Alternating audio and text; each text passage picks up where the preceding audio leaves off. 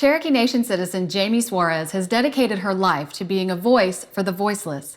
As president of the Oklahoma Alliance for Animals, Jamee works to transform communities into places where animals find love and respect.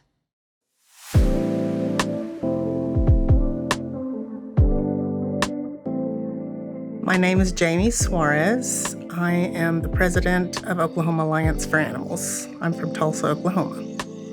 We started Oklahoma Alliance for Animals in 2004. Before that, I volunteered for a large organization here in Tulsa. When I got in there, me and my sister, we started volunteering. We started walking dogs, but all we could see was the same thing. They would get dogs. They would fix them. They would send them out the door. More dogs would come in. And I kept thinking, how are we going to stop this? And then that's when I decided it was time to do something. OAA is a statewide organization that started out with just two goals, which was to increase spay and neuters and to eliminate euthanasia.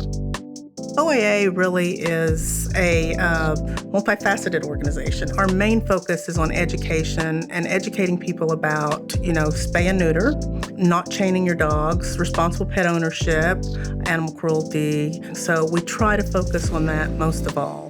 People do ask all the time, what does OAA do? Well, we do fill in a lot of gaps.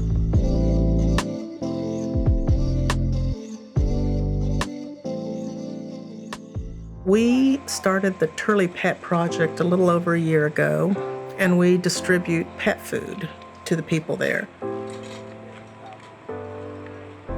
Today is a very special day in Turley. We normally come out here every 2 weeks and distribute pet food. But today we're also giving something a little more to the people, and that's something that is very important, is spay and neuter vouchers.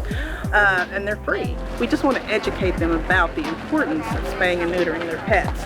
And most of these people, $5 and $10, that's to feed their family. They don't have it. So this is a blessing to us to be able to do this for them.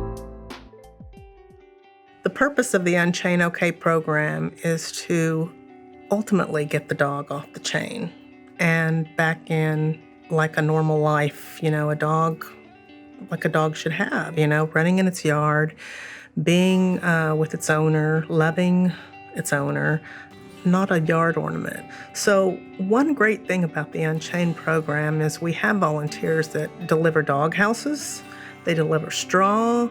We have a lady that makes all-weather coats, and then we'll help them with a fence or an area for the dog to come off the chain.